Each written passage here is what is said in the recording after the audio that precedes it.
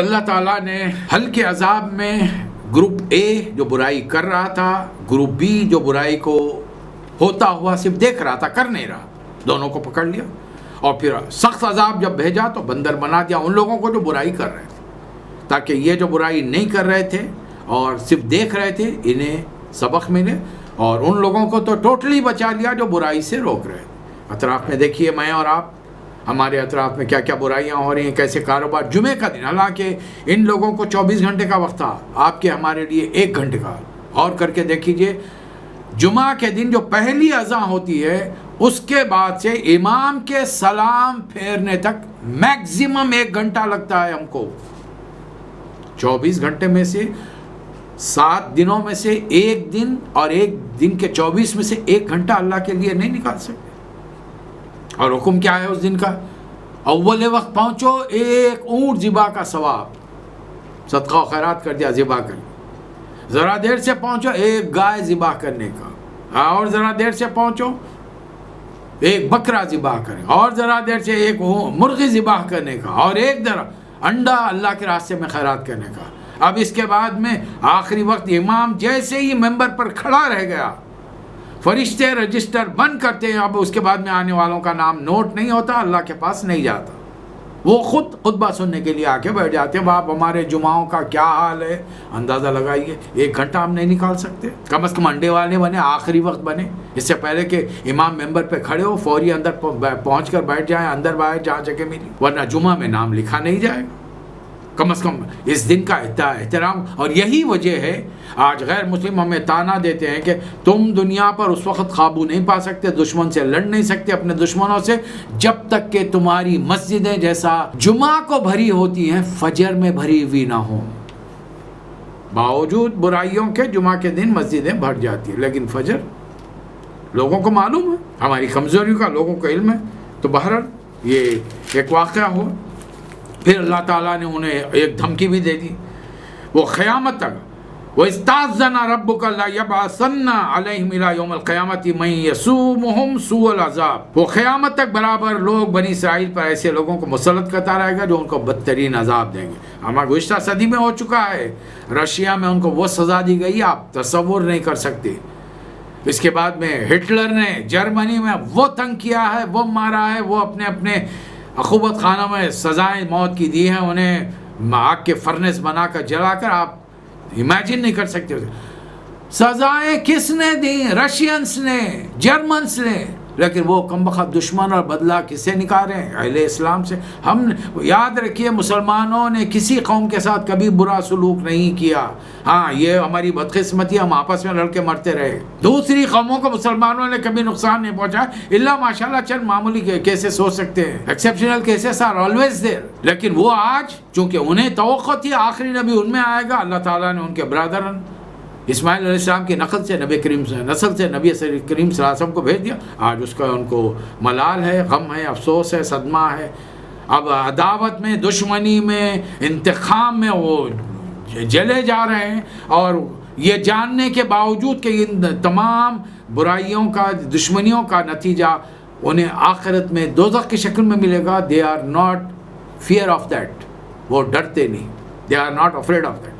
وہ جہنم جانے تیار ہے، لیکن دنیا میں جب تک رہیں گے اسلام کی، محمد مصطفیٰ صلی اللہ علیہ وسلم کی اور ان کی امت کی اور ان کے لائے ہوئے قرآن کی مخالفت کرتے رہیں، اور اللہ ٹائم ٹو ٹائم ان پر ایسے لوگوں کو مسلط کرے گا جو ان پر ظلم و ستم ڈالتے رہیں۔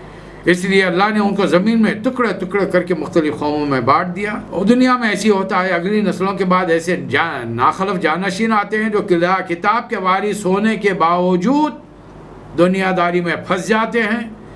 پھر جب اللہ عذاب بھیجتا ہے تو کہتے ہیں کہ اللہ معاف کرنے والا ہے، اور پھر وہی چیز دنیاوی لذت سے سامنے آئے تو پھر وہی عمال کرنے لگتے ہیں۔ یہ سدھرنے والے نہیں ہیں۔ اس کے برخلاف وہ لوگ جو کتاب کی والذین یمسکون بالکتاب، کتاب کو تھامتے ہیں اور کتاب کی تعلیمات کے مطابق اپنی نمازوں میں اس کی تلاوت کے وقام الصلاۃ پڑھتے ہیں، سمجھتے ہیں، اس کے مطابق عمل کرتے ہیں۔ ان لا نضیع اجر المصلحین، یہ اصلاح خود کی اور زمانے کی اصلاح کرنے والوں کے اجر کو اللہ ضائع نہیں فرمائے گا۔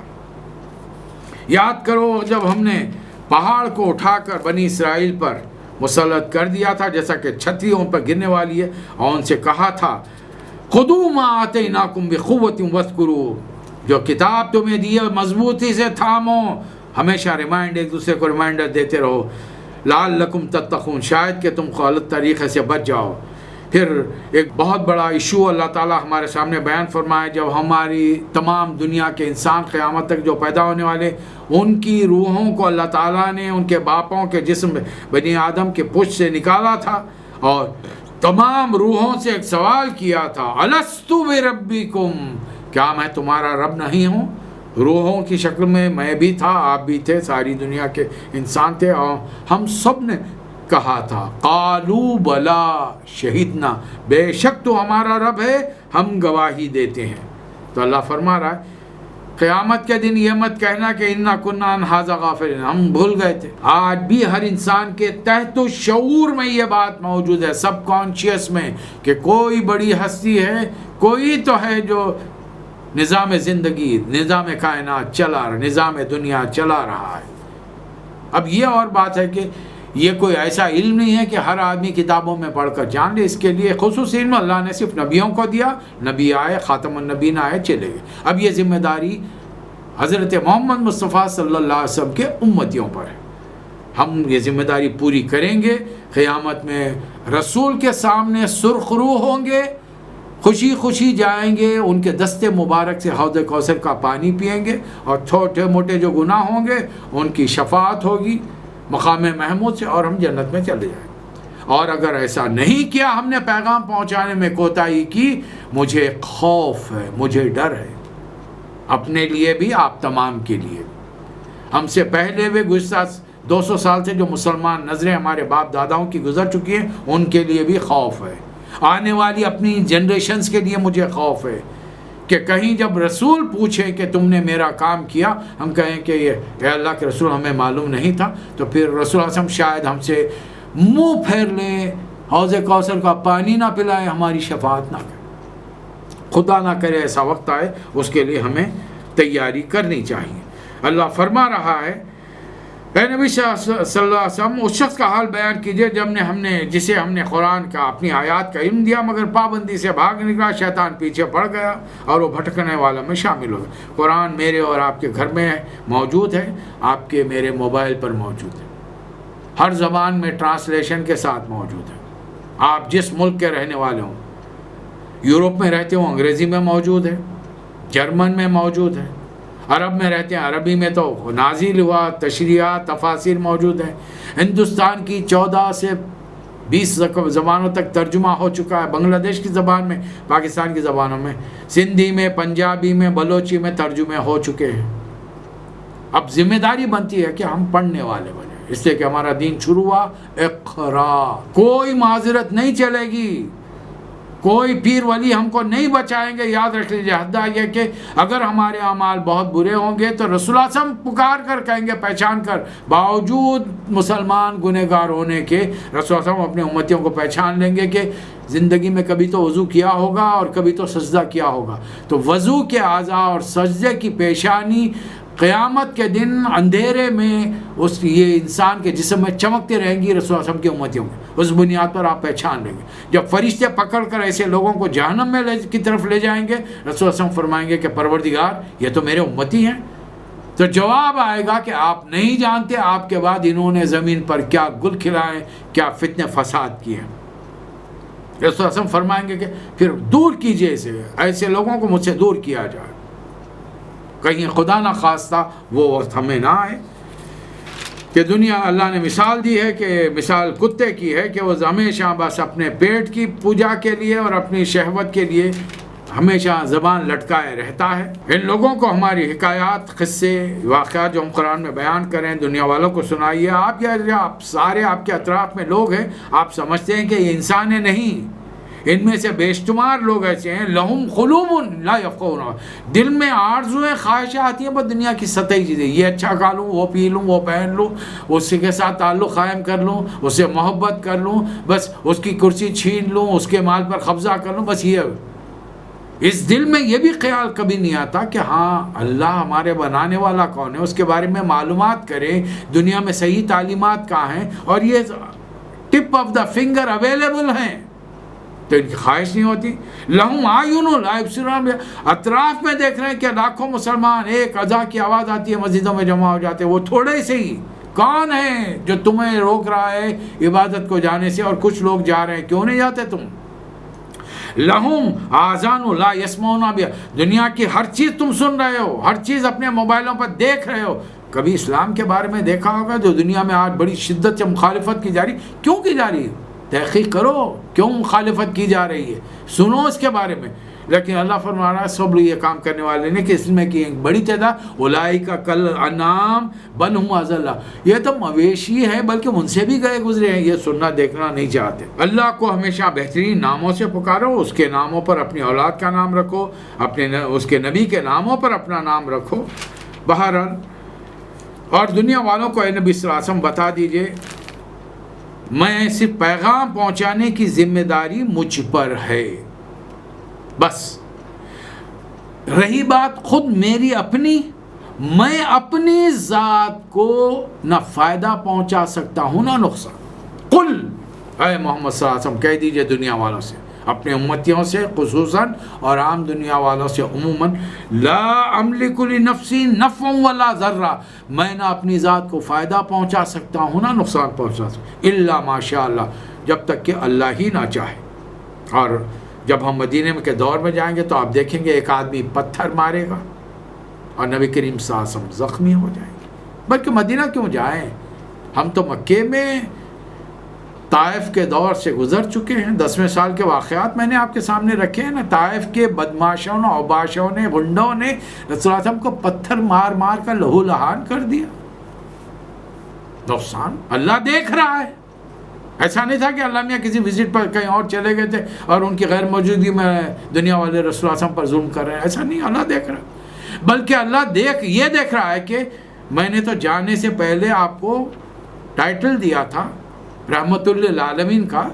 کہیں ذرے سی تکلیف، جسمانی اذیت تو مصیبت پہنچ گئی تو کہیں ان کے لیے بد دعا تو نہیں کرتے. پھر مزید امتحان کے لیے پہاڑوں کا فرشتہ بھیجا جو آ کر کہتا ہے کہ آپ مجھے آرڈر دو. اللہ نے سب دیکھ لیا، آپ کی دعا سن لی ہے، آپ حکم دیا تھا اس بستی والوں کو 2 پہاڑوں کے بیچ میں پیس کے رکھ دیتا. اللہ نبی کو آزما رہا ہے. جب نبی کریم صلی اللہ علیہ وسلم کی دنیا میں آزمائش ہے، جو دنیا کے سب سے بہترین انسان، نیک متقی پرہیزگار انسان، خدا کی معرفت میں آپ سے بڑھ کر عرفان الہی کسی کو نہیں ہے، علم الہی کسی کو نہیں ہے، خدا کا ادراک پہچان کسی کو نہیں ہے، ایسی ہستی کا امتحان ہے تو میں اور آپ کس شمار میں ہیں؟ ہمارا امتحان نہیں ہوگا تو پھر چلیے سورہ بقرہ میں آج جا کر گھر میں ترجمے میں آیت نمبر 155 کے قریب مطالعہ کیجئے. وَلَنَبْلُوَنَّكُمْ، میں تمہیں آزماؤں گا. کس چیز میں آزمائے گا؟ پڑھ لیجئے. وَلَوْ كُنْتُ عَالِمُ الْغَيْبِ لَاسْتَكْثَرْتُ مِنَ الْخَيْرِ، اگر مجھے غیب کا علم ہوتا تو بہت سے فائدے جمع کر کے رکھ لیتا. وَمَا مَسَّنِي مِن سُوءٍ، وَمَا مَسَّنِي السُّوءُ، مجھے تو برائی چھو کے نہیں جا سکتی. ارے چھونا تو دور کی بات ہے، مکے والوں نے تو مجھے تماشا بنا لیا ہے. میں باہر نکلتا ہوں تو گالیاں دیتے ہیں. جادوگر، ساحر، کاہن، شاعر، کیا مجنون، کیا نہیں مجھے کہا جاتا. کوئی میرے سر پر مٹی ڈال دیتا ہے، کوئی میرے گلے کے اندر رسی ڈال کر گھسیٹتا ہے مجھے. مکے والے میرے ساتھ کیا سلوک نہیں کر رہے ہیں. میں ان تمام چیزوں سے بچ جاتا. میں کون ہوں؟ ان انا الا نذیر. جو لوگ نہیں مانتے ان کو برائیوں سے ڈرانے والا، اور جو مان لیتے ہیں وہ بشیر، ان کو خوشخبری دینے والا. کون سی قوم کو خوشخبری دینے والا؟ لِقَوْمِ یُؤْمِنُونَ، جو ایمان لاتے ہیں مجھ پر، میری بات سن کر ایک خدا وحدہ لا شریک کو مانتے ہیں، اور یہ یقین کرتے ہیں کہ مرنے کے بعد ایک دن آئے گا، تمام انسانیت زندہ کی جائے گی. یہ یوم قیامت آخرت ہوگا، یوم الحشر ہوگا. پھر یا تو انعام میں جنت یا سزا میں دوزخ ملے گی. یہی اے دنیا کے لوگوں، میں نے تم کو، اللہ نے تم کو ایک جان سے پیدا کیا ہے، اسی کی جنس سے اس کا جوڑا بنایا تاکہ وہ اپنی بیوی کے پاس لِيَسْكُنَ بَيْنَ إِلَيْهَا، اپنے زوجہ کے پاس وہ سکون حاصل کرے. پھر جب مرد اور عورت آپس میں ملے تو عورت کو ایک حمل ٹھہر گیا، اور وہ جسے بوجھ لے کر پھرتی رہی 9 مہینے، ایک معمولی سی کھیلنے کودنے والی لڑکی، نکاح ہوا، شادی ہوئی، عورت شوہر کے ساتھ چند دن زندگی گزاری، حاملہ ہو گئی، اب وہ اس کا چلنا پھرنا اٹھنا بیٹھنا مشکل ہے 9 مہینے تک. پھر ولادت کی جو تکلیف ہے اس کا تو آپ تصور نہیں کر سکتے کہ عورت کے تمام گناہ صغیرہ کو اللہ تعالیٰ ایک ولادت کے بعد معاف فرما دیتا. اللہ ہی اپنی یہ تکلیف رکھا ہے عورتوں کے لیے، اور اس تکلیف کے عوض میں اس کا معاوضہ کیا دیا. جو بشری تقاضوں سے دن رات کوتاہیاں کمزوریاں ہو رہی ہیں وہ اللہ اسے معاف کر دیتا ہے. لیکن بندوں کا آج کے بعد میں کیا حال ہو گیا ہے کہ دونوں جب عورت حاملہ ہوتی ہے تو شوہر بیوی دونوں دعا کرتے ہیں اللہ نیک سالم صحت مند خوبصورت تندرست بیٹا دے. اب بیٹا نہیں بیٹی ہو گئی تو صدمہ. اب اگر کچھ نامکمل اولاد ہو اس کے اوپر ایک صدمہ، پیدا ہوتے ہی مر جائے، مرا ہوا پیدا ہو. اب اگر اچھا صحت مند پیدا ہوا تو جا کر شکریہ ادا کرتے ہیں فلاں بزرگ کا، فلاں پیر کا، فلاں بھگوان کا، فلاں اوتار کا. یہ لوگ خدا کی تخلیق کو دوسروں کا نام دے کے دوسروں کے درجے بڑھا کر خدا کے ساتھ شرک کرتے ہیں. اللہ فرما رہا ہے تم لوگ جنہیں مجھے چھوڑ کر پکارتے ہو جانتے ہو کون ہیں؟ یشرکون لہم نصرا ولا انفسہم ینصرون. تم انہیں پکارو یا نہ پکارو، تم انہیں پکار رہے ہو جو کسی چیز کو پیدا نہیں کرتے بلکہ خود پیدا کیے جاتے ہیں، اور جو کسی کی مدد نہیں کر سکتے، نہ اپنی مدد خود کرنے پر قادر ہیں. تم انہیں پکارو یا نہ پکارو دونوں صورتوں میں یکساں ہیں. اور تم خدا کو چھوڑ کر جن بندوں کو پکار رہے ہو ان الذین تدعون من دون اللہ عباد امثالکم، تم جیسے بندے ہیں وہ، تم جیسا کھاتے پیتے غلاظت نکالتے ہو. تمہارے یہ تمام بزرگ ہیں، تمام تمہارے نبی انبیاء علیہ السلام تمام یہ کام کرتے تھے، کوئی فرق نہیں تھا. کھانا تم بھی کھاتے ہو وہ بھی کھاتے. ایک وقت مخرہ کے بعد کھانا ڈائجسٹ ہو جاتا ہے، کچھ خون بنتا ہے، کچھ جسم کا طاقت بنتا ہے اور کچھ ویسٹ بن کے نکلتا ہے. ان کے ساتھ بھی یہی ہوتا تھا. تم کو بھی دھوپ میں کھڑے رہنے سے پسینہ نکلتا ہے، ان کو بھی. تم کو دکھ بیماری آتی ہے، ان کو بھی دکھ بیماری آتی ہے. تمہارے جسم میں بھی خون دوڑا ہے، ان کے جسم میں بھی خون دوڑا. تو وہ بھی تم بھی اپنی ماں کے پیٹ سے دنیا میں آئے، وہ بھی اپنی ماں کے پیٹ سے دنیا میں آئے، سوائے 2 انسانوں کے، ایک آدم علیہ السلام اور ایک حضرت عیسیٰ علیہ السلام.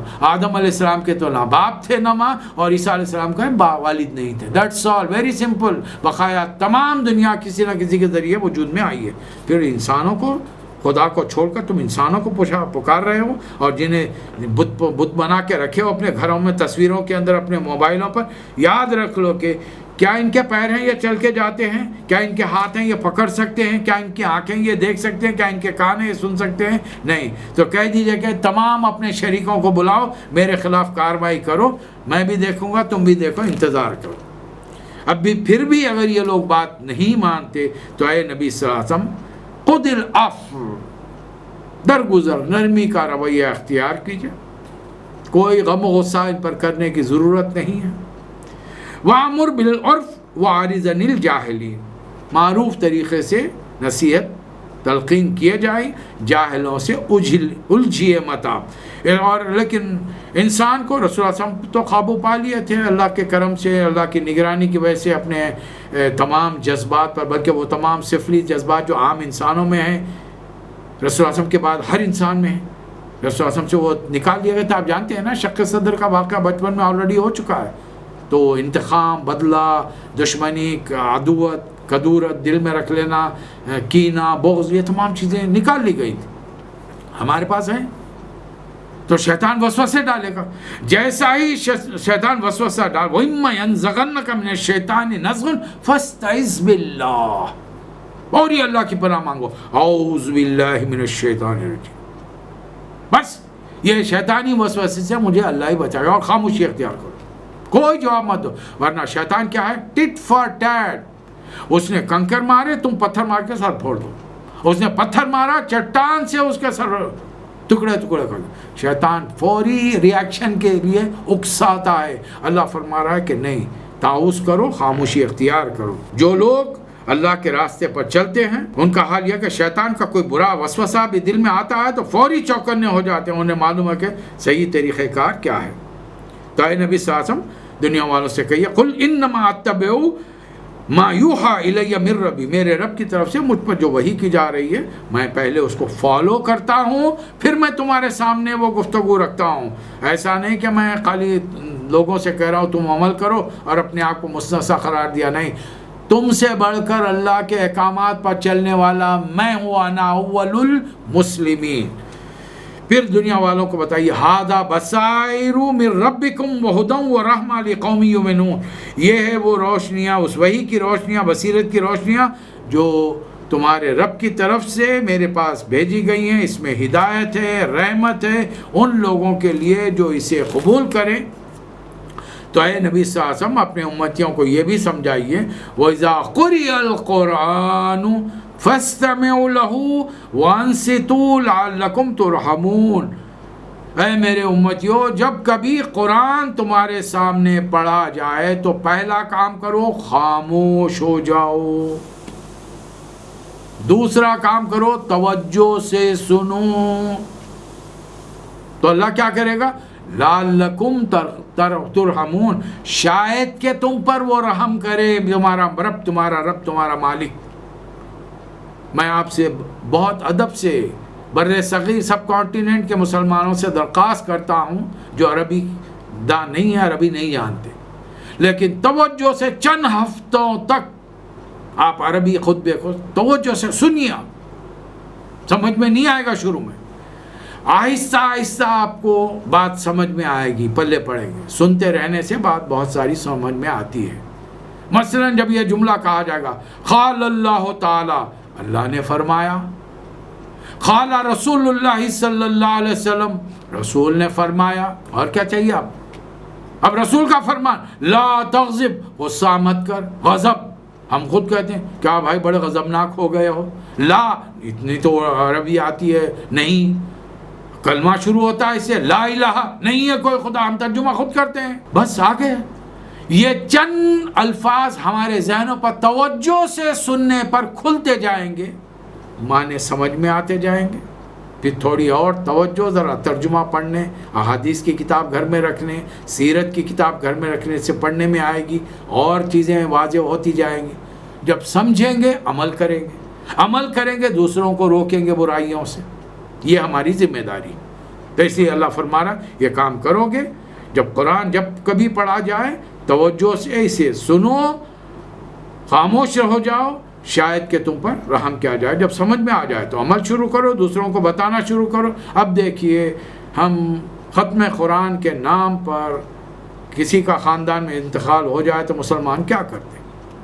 بیٹھ جاتے اطمینان کے ساتھ، 30 40 آدمی ایک ہی ہال میں، مسجد میں، گھر میں بیٹھے ہوئے اونچی آواز میں تلاوت کریں، اور اللہ کا کلام ناراض ہوتا ہے۔ اللہ جیسا دوئی پسند نہیں کرتا، شرک پسند نہیں کرتا، قرآن بھی دوئی پسند نہیں کرتا، شرک پسند نہیں کرتا، یاد رکھ لیجئے، اس کا تجربہ کر کے دیکھیے۔ آپ نماز زور سے پڑھنا شروع کیجئے، گھر میں 2 رکعت نفل ذرا زور سے پڑھیے، بچوں کو بولیے بازو بیٹھ کر، بیٹے کو تم بھی بیٹا زور سے کوئی قرات کریے، چلیے بچہ نہ ہو تو آپ ایک اپنے موبائل کا لاؤڈلی کسی سورے کو ڈال دیجئے۔ اب مجھے نماز پڑھ کے بتائیے کہ دیکھیے ادھر تلاوت موبائل میں چل رہی ہے یا آپ کے ٹیپ ریکارڈر میں چل رہی، ادھر آپ کو بار بار جو سورے برسوں آپ سے آپ پڑھتے آ رہے ہیں، آپ کو بار بار رکاوٹ ہوگی، آپ نہیں پڑھ سکتے۔ یہ ہے اللہ کے کلام میں جو اللہ جب پڑھا جائے خاموش ہو جاؤ، توجہ سے سنو تو رحم کرے گا۔ ہم لوگ 30 آدمی ایک وقت میں پڑھ رہے ہیں، کوئی کسی کی سن رہا نہیں، تو یہ تو اللہ کے کلام کے ساتھ بڑی زیادتی ہے۔ اے نبی صلی اللہ علیہ وسلم اپنے رب کو یاد کیجئے صبح شام، دل میں زاری، خوف، اور ہلکی زبان سے زور سے آہستہ جب بھی ویسا موقع ہو۔ یہ رسول اللہ علیہ وسلم کے لیے ہمارے لیے ہدایت ہے، اللہ کو ہر حساب سے ہم صبح شام یاد کرتے رہیں، اس لیے کہ ان لوگوں کی طرح مت ہو جاؤ جو غفلت میں پڑے ہیں۔ حد یہ ہے کہ جو فرشتے اللہ کے دربار میں خود رکھتے ہیں وہ کبھی بڑائی کا گھمنڈ نہیں کرتے، نہ اپنے رب کی عبادت سے منہ موڑتے ہیں، ہمیشہ اس کی تسبیح کرتے ہیں اور اس کے آگے جھکے رہ جاتے ہیں۔ تو اس طریقے سے بڑا طویل سورہ 200 تقریباً 7 آیات پر مشتمل میں نے آپ کے سامنے پیش کیا سورۃ الاعراف۔ الحمدللہ آج ہم نے یہ سورہ مکمل کیا ہے۔ مکی دور 12واں سال چل رہا ہے۔ اب اللہ جو سورہ نازل فرما رہا ہے اس کا نبی کریم صلی اللہ علیہ وسلم کے جسم مبارک پر اثر پڑنا شروع ہوگا، کیونکہ آپ جو چیز قلب مبارک پر نازل ہوتی ہے وہ دل پر اثر لے رہے ہیں اس کا۔ اللہ یہ فرما رہا ہے لیکن اس کی مخلوق، میرے اطراف کے ہر قبیلے کے رشتہ دار، میرے بستی والے قریش مکے کے لوگ میری مخالفت میں اپنی تمام توانائیاں لگا رہے ہیں، اور مجھ رسول اللہ صلی اللہ علیہ وسلم کو یہ خوف ہو رہا ہے کہ کہیں اللہ کا عذاب میری موجودگی میں نہ آ جائے۔ اب جو سورہ میں انشاءاللہ اگلی نشست میں آپ کے سامنے رکھوں گا سورۃ الہود ہوگا۔ اس کا ترجمہ پڑھ کر آئیے، یہ بھی بڑے طویل سوروں میں سے ہے، اور نبی کریم صلی اللہ علیہ وسلم کے جسم مبارک پر قرآن کے نزول کی کیفیت کیا ہوئی، کیا اثرات پڑے، اور ان اثرات کو حضرت ابوبکر صدیق نے کن الفاظ میں فرمایا، کیا یہ پریکٹیکل تھا؟ پھر یہی قرآن دن رات میرے اور آپ کے گھروں میں ہے، ہمارے بہت سارے عزیز اقارب رشتہ دار بچوں کو حفظ ہے، پھر ان کے جسموں پر یہ کیفیت طاری کیوں نہیں ہو رہی، یہ اثرات ان پر طاری کیوں نہیں ہو رہے؟ اس کا انشاءاللہ ہم جائزہ لیں گے۔ اللہ تعالی مجھے اور آپ کو توفیق عطا فرمائے۔ وآخر الدعوانا ان الحمد للہ رب العالمین۔